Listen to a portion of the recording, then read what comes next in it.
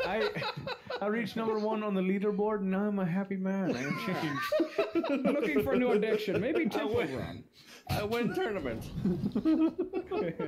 Let's go kill these people outside of farming, quick. Oh, I'll fucking toot at him so much that they want to I'm kill already themselves. dead. There's a guy right there. Oh, Mr. Albino, do you want to pick me up? That's a crossbow. Maybe then. Let me loot you. Oh, it was the neighbor. It was the neighbor. Dude, if you were leading me in the military with that trumpet, I'd kill myself. I was using it as a torture device. Yeah, it's working on us. It's an AoE torture device. Come out, or the song never ends. Yeah, I bet you can't play this. I'm pretty damn skilled.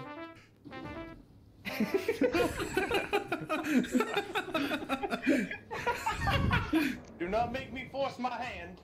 I'm gonna do it. Let me hear it. Oh, you ain't. Who the fuck is that guy? No, please. Holy shit! Oh, I'm dead. Oh, Do not take me out of the trumpet!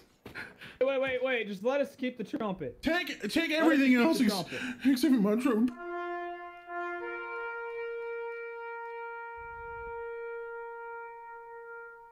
Mountain Dew. What was that Mountain Dew like? Glowing. Look like it had a plutonium rod in it.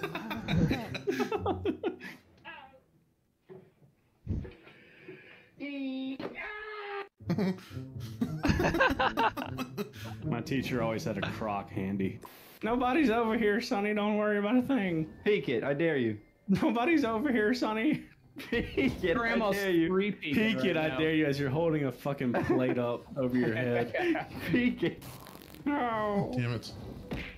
Where the fuck are we supposed to go now? Granny has been headshotted. Oh shit! Oh! Oh my god! Did you just kick it down? Shit! Where's the baby? Oh my Bro, god. I launched him over the fucking fence!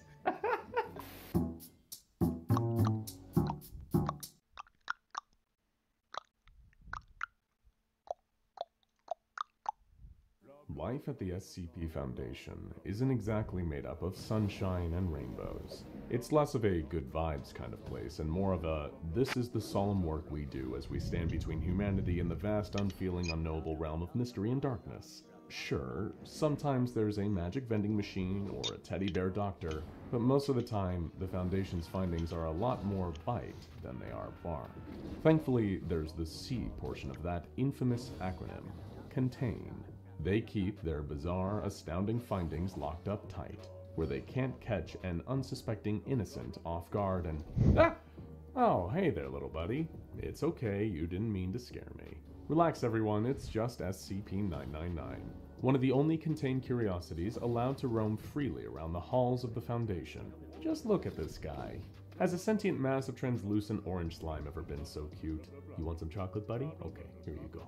It's incredible, really, that the place that houses a neck-snapping sculpture and a haunted chess-playing machine could also be the home of such a delightful little blob.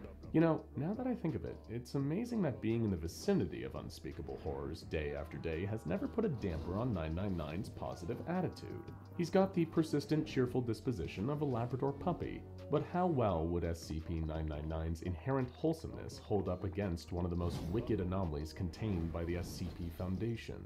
What would happen if the lightest of the light, a slimy piece of pure goodness, came up against a deep, dark evil? Not the omnicidal rage of SCP-682, we all know how that went, but something quieter. Well, let's find out. SCP-999 was having the best day of its life. To be fair, every single day was the best day of the Tickle Monster's life, surpassed only by the day that followed and the one after that. And how could it not be a good life at the SCP Foundation, when there were so many friends to play with, treats to eat, and so much to explore?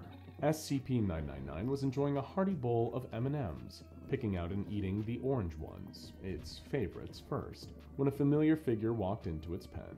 Dr. Jack Bright, who frequently came by to see the Tickle Monster when he was having a disappointing day, usually because the higher-ups had reprimanded him for breaking the rules yet again. SCP-999 cooed delightfully at the sight of its visitor, slithering over to Dr. Bright and enveloping him in an enthusiastic hug. Dr. Bright immediately began to laugh as the creature's euphoric influence took effect. "Hey, glad there are no hard feelings about the time I ate a piece of you." He giggled as 999 patted his face affectionately with one of its pseudopods. "Aw, thanks. That really takes the sting out of getting the no chainsaws hammer brought down on me again." He patted the slime with his own hand in return, and satisfied that it had sufficiently cheered him, 999 oozed back over to its breakfast to finish consuming the sugary goodness. "Oh, I almost forgot." Dr. Bright pulled something out of his lab coat pocket. It was a small can of cola, appealingly shiny in the light. "Want some?" SCP-999 gurgled curiously, and approached Dr. Bright to inspect the can. He popped it open with an inviting fizz and offered some. Fortunately, Dr. Rhodes was walking by at that exact moment. "Don't you dare!" She snatched the can out of her colleague's hand. "You remember what happened last time. 999 can't tolerate caffeine or carbonation." Dr. Bright pouted like a petulant child. "But I wanted to see it bounce." "Do I need to add another rule to the list?" Dr. Rhodes crossed her arms. "Or are you going to behave yourself?" "Ugh. Fine, whatever, I'll find something else to do." Dr. Bright rolled his eyes and left SCP-999's pen with a final friendly wave at the creature. Sensing Dr. Rhodes' stress, the tickle monster nuzzled her leg with an inquisitive gurgle. She smiled indulgently and gave the slime a hug before she followed Dr. Bright down the hall, keeping an eye out for any more potentially disruptive antics. Satisfied at having cheered everyone up, SCP-999 went back to its bowl of candy and devoured the remaining treats. But then there was nothing left to eat, and no one in the room to visit or play with. What was a lovable slime to do? Why, explore, of course. SCP-999 had the freedom to roam all over the Foundation site, until bedtime, that is, and it loved oozing down the halls looking for friends to greet and strangers to meet. After all, a stranger is just a friend that the tickle monster hasn't tickled yet. As the slime slid along the floor, it took the time to say hello to everyone it passed by, bumping them, nudging them, or in the case of Josie the half-cat, very gently petting her head with one of its pseudopods. The cat purred, and 999 responded by vibrating its gelatinous body, producing a soft purr of its own. Then Josie was distracted by a dust particle drifting through a beam of light and darted off to chase it. So the tickle monster continued on its way, looking for something new and fun to do. It spotted the perfect new activity. 2 guards were walking into one of the sealed containment rooms, a room that the jolly little slime had never been inside of before. Now was the perfect chance to investigate, and maybe play tickle wrestling with the guards along the way. It had to act fast though. The door was beginning to close. Rearranging its body, 999 squished itself into a long, thin line, sliding quickly through the crack in the door just before it shut. This new room was very messy. Much messier than 999 was allowed to keep its own room. Any spilled chocolate milk or smeared cupcake frosting was either cleaned up by staff or slurped up by the slime itself. But in this room, there was thick black liquid dripping down all of the walls, some of it arranging itself into patterns and words, though 999 couldn't read what they said. The guards hadn't noticed the tickle monster's presence yet, and it kept still, excited to give them a wonderful surprise when they turned around and saw that it had followed them inside. But they didn't turn around. They were completely focused on something in front of them. What was it? It was a thick glass case that looked as if it was about to fall apart at any moment. Inside, there was a mask, a porcelain mask of a frowning face, with that same strange dark fluid dripping from its eye and mouth holes.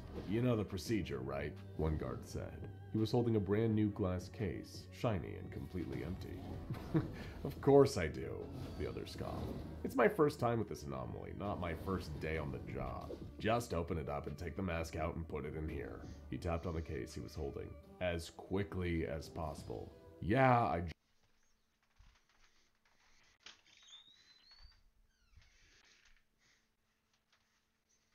gonna make a deal with God. I'm gonna make a deal with Allah. just said I know," the less experienced guard grumbled. "Don't patronize me." He reached towards the decaying case and prepared to unlock it. "Wait, did you hear that?" "Hear what?" "I thought I heard... Never mind." SCP-999 vibrated with excitement. Would they give it some well-deserved attention? Maybe play a game? But no, the guard wasn't talking about the eager orange pal behind him. He was feeling the influence of something much more sinister. "Do you want me to do it?" the more experienced guard offered. "No, just... you really don't hear that? That whispering?" His colleague just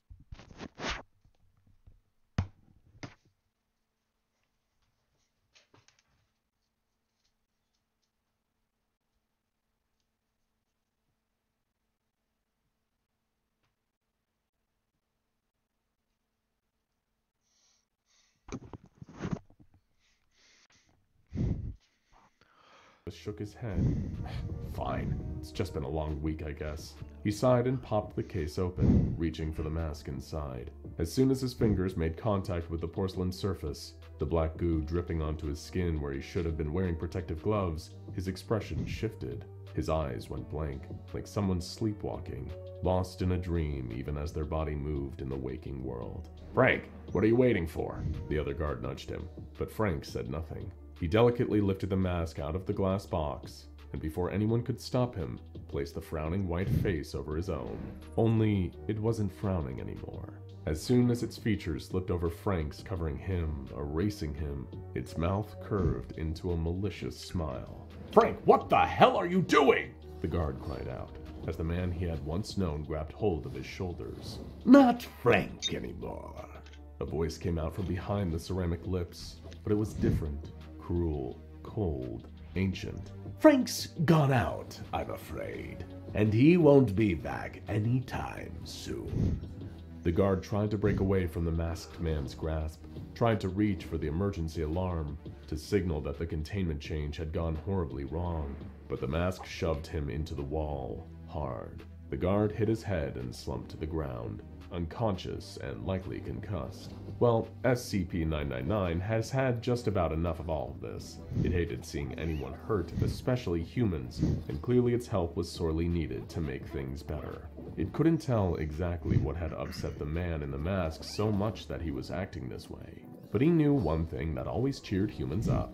It was time for a bit of good old-fashioned tickle wrestling. SCP-999 hurled itself across the room, enveloping Frank's body from his feet to his neck, and it began tickling him as it did. The force of 999's tackle sent Frank's body careening towards the ground, and when it landed with a heavy thud, the mask flew off his face and skittered across the floor. Now that it could see Frank's face, 999 looked for signs of laughter, of joy, but Frank was dead asleep, eyes closed, jaw slack. His heart was still beating, but he wouldn't wake up.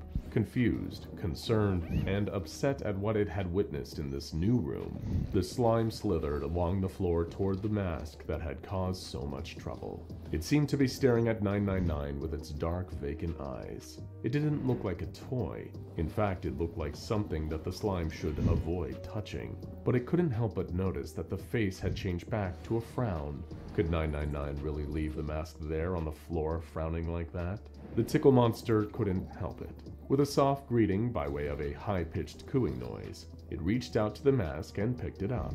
Though the slime creature didn't have a traditional face for the mask to sit on top of, its influence quickly grabbed hold of 999's gelatinous frame. It stopped moving, stopped gurgling, stopped looking at the world through rose-colored glasses. Right now, SCP-999 was being piloted by the possessive mask, and it was looking for a way out. Once it escaped containment, it could find a new host, a proper host, with arms, legs, and a mouth. But for now, this undignified vehicle would have to do. It took the mask some time to learn how to pilot this strange, soft body, with its malleable form and odd methods of moving itself around the room. But it slowly adjusted, and wearing the silhouette of the tickle monster like a disguise, oozed out of its containment room and into the hall. Staff walking by barely even noticed 999's presence. They were too preoccupied with their work. They were used to seeing it and giving it a polite nod, but most of them didn't have the time to stop and say a proper hello at this time of day. Perhaps this would be easy after all. The mask had lost its chosen host, but found something even better: the perfect cover, and the chance to hide in plain sight. It could take in the lay of the land, scope out potential exit routes, and ideally slide out of Foundation custody completely unnoticed. The mask began to smile at the thought. As the mask steered SCP-999's body around the site, a peculiar feeling began to gnaw at the back of its mind, like an itch it couldn't quite scratch, something irritating that wouldn't leave it alone. What was that feeling? Inside of its own consciousness, the mask heard a sound. A sweet, high-pitched gurgle.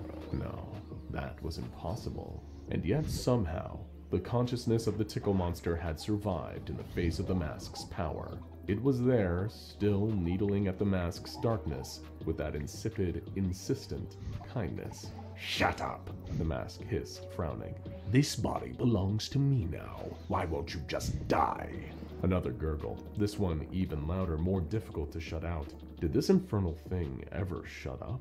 The mask stopped moving for a moment, concentrating the force of its will. It would drive SCP-999's mind away and re-establish dominance. Just as the mask was grappling with the influence of SCP-999, however, a familiar figure turned down the hall. It was Dr. Rhodes from earlier. SCP-999's exuberance bubbled up to the surface, and the mask couldn't stop its mouth from flipping back to a smile. What? No, that was ridiculous. And yet the longer the mask was in contact with the vibrant orange slime, so delighted by every familiar and unfamiliar face it encountered, it could feel that horrible, positive influence growing stronger and stronger. It was a nauseating, warm, fuzzy feeling that just made him want to. The mask let out a giggle, then another. And before long, it was in the midst of an absolute giggling fit. The mask had laughed before. It had laughed plenty of times, but it was usually a mocking laugh, a cackle of triumph. This was a giggle, though, of pure joy, the sort of sound a small child makes as they chase a butterfly through a field. This was the sound of innocence, of happiness. It was love.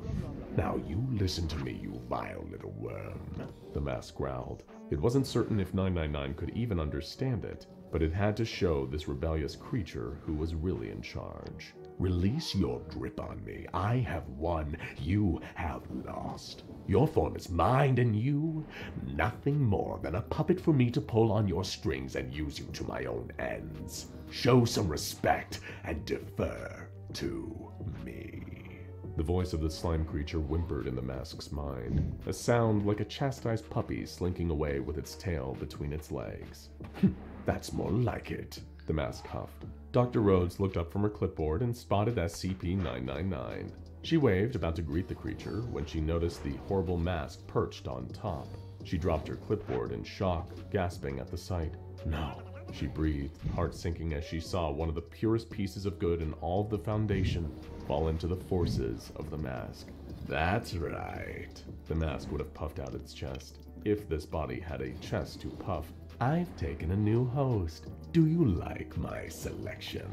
It relished the tearful look in the woman's eyes, the horror that caused her hands to shake and her cheeks to go pale. Show me the way to the exit, so I might take my leave of this place, and perhaps I will spare your life.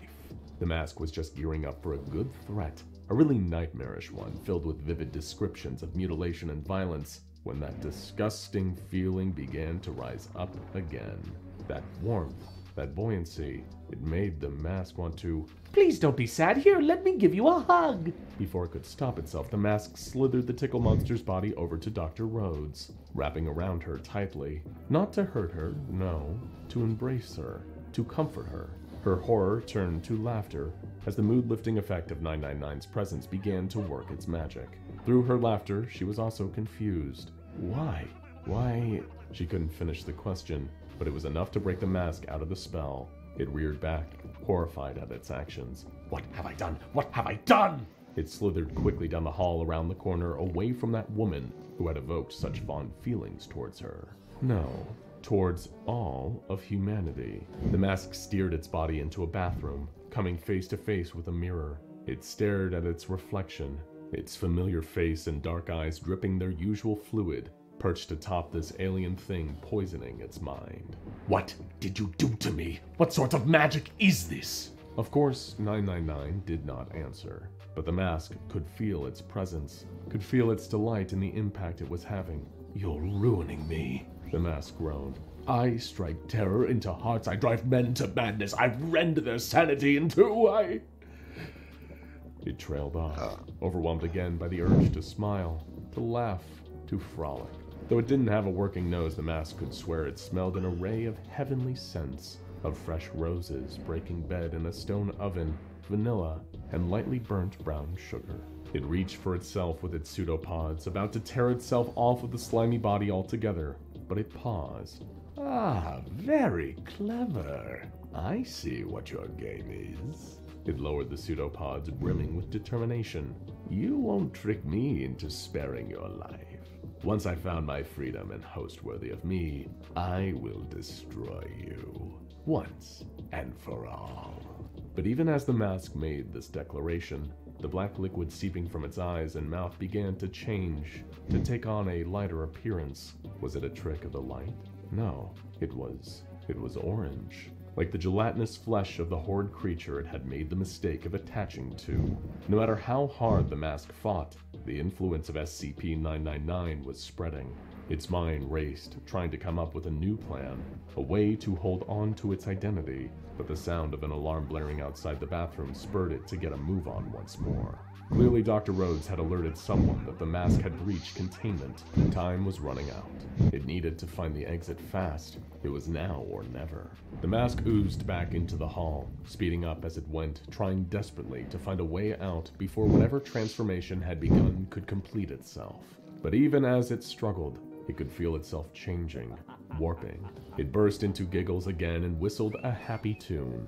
It stopped running for a moment, to wave at an armed guard and blow them a kiss. Why had it wanted to leave this facility in the first place? Everyone here was so kind, was so lovely, was its best friend. No. Must resist, must not give into the optimism, to the happiness, to the goodness. If the mask had teeth, it would have been clenching them, trying to stem the tide of joyful noises that threatened to burst out. It felt like something was tickling it, and the tickling just wouldn't stop. Stop it! The mask dissolved into giggles again. I mean it! It could feel something coming, something big. A loud cracking sound rang out, and just as the guards were closing in on the possessed tickle monster, they watched in awe as cracks spread across the surface of the possessive mask, and all at once, it shattered into pieces. The pieces fell to the floor, where they pulled themselves back together with strands of black goop. Meanwhile, SCP-999 sat there, bouncing with glee, completely unharmed.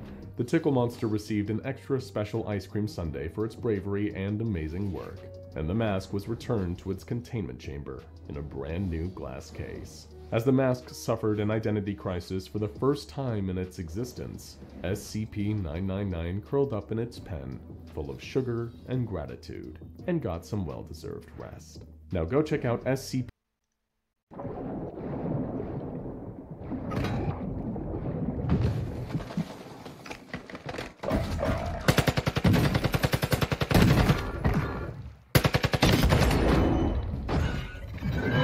To stay up to date with all the latest news on Warzone 2, make sure to subscribe and turn on post notifications.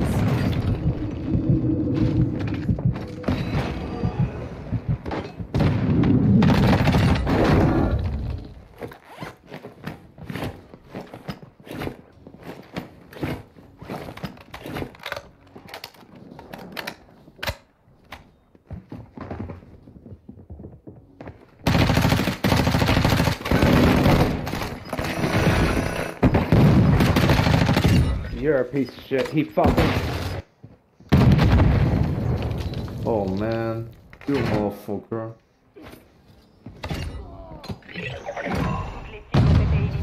Natasha has a pretty smart way of countering smokes. Live pings.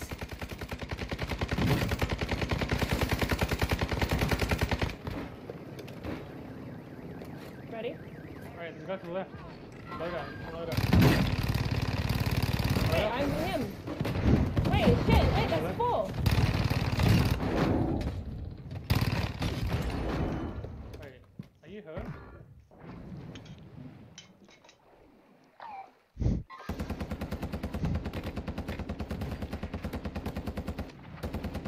Thank God. He has self-revive? Please! I don't have a bullet, bitch! Oh my God. Man!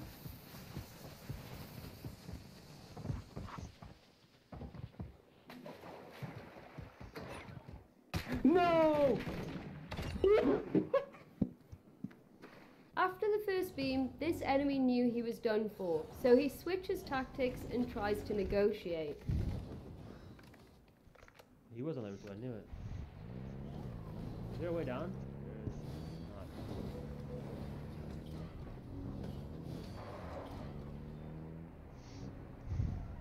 Oh, come on, don't be scared to peek me now. Wait, please, let me live! Let me live!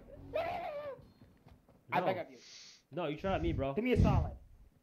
Give me a solid. Give me a solid! Give me I see you.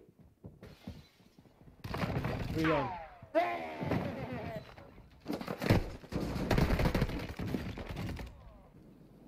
Надо мной, что ли? Да, где-то над тобой либо в доме. Тихо, справа что-то светило. Надо мной.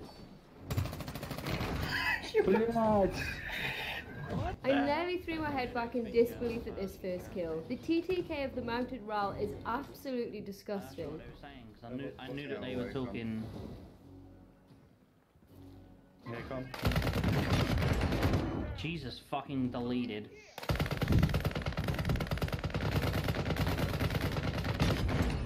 Ist die Finnischen, Digga?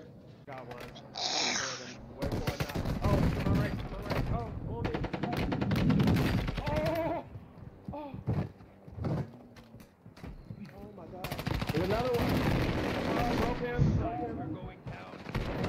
They're coming, bro. Oh, pick me up, oh, I gotta clip it. Ordinarily, having the low ground would put you at a disadvantage, but with all the enemies flooding out of this building at the same time, TM Zach makes the low ground work for him.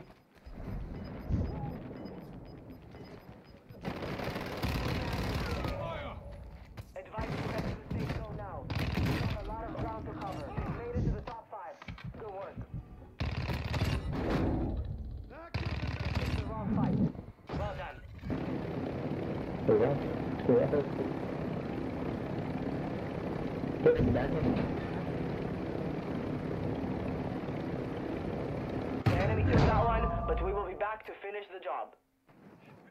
Hostile mortar strike in the area.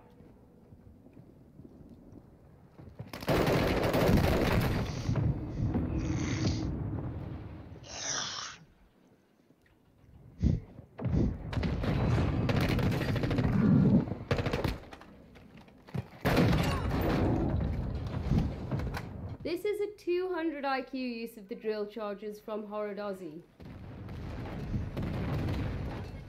Jeden jest cracked. Jeden jest knock. Dwóch mamy knock. Jeden się leczy. Jeszcze jeden jest. Spokojnie.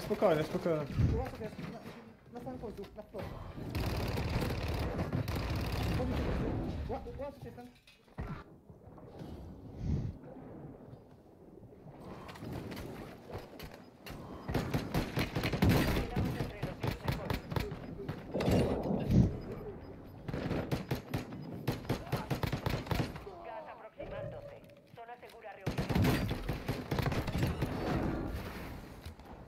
When you're using aim as payback, there really is only one way to play this.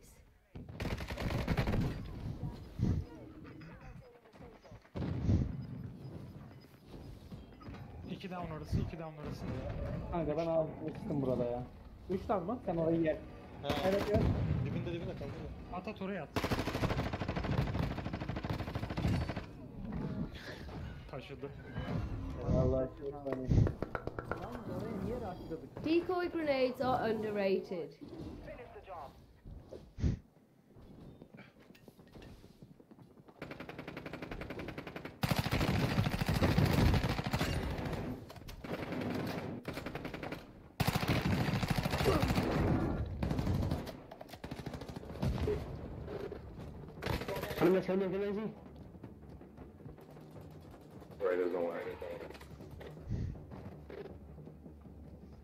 Watch it, might be good.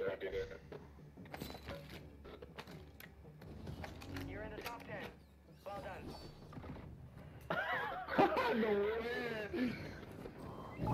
Alright, Joe, where we going? I just tell you good luck, guys. Where we going? I don't know where to go. It's over. Let's go. I'm playing something. I'm standing here. I'm staying in this going by.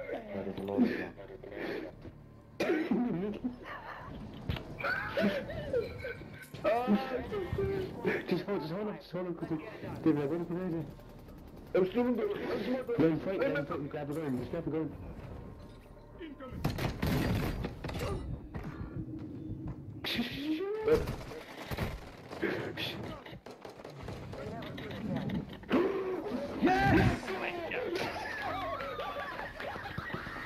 When you've got enough cluster mines to sink a battleship, or at least take out a couple of players.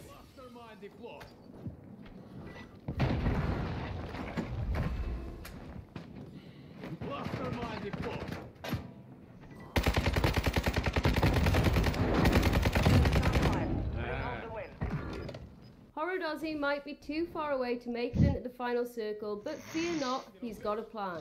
O kurde.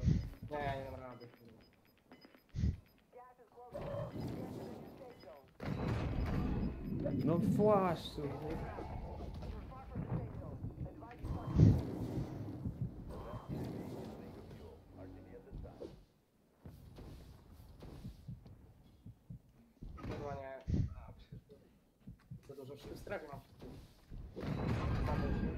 Poddaj się szybko!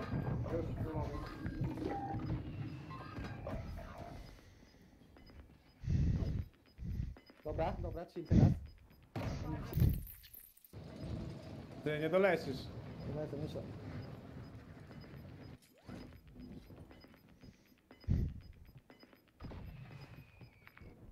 Dobra, graj w gazie. Full step gazu. No, lecę, zobaczymy. Zdążysz. Mi jest mocno stary ten gaz. Musisz. Nice, let's go!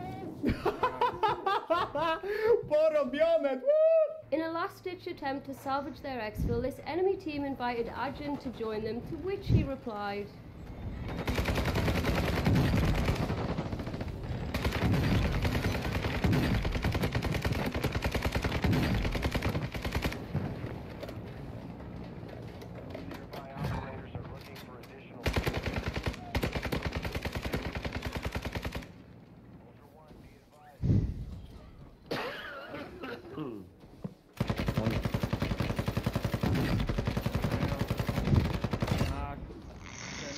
Good shit. Another one down. No, he did not just run up. You're an idiot. Idiot. The last one at the bottom. Very bottom.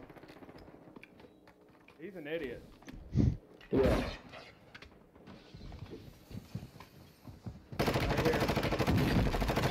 In Unhinged, Crispy found a rather convincing way to get players to team up. Oh, va? Skal vi gøre det?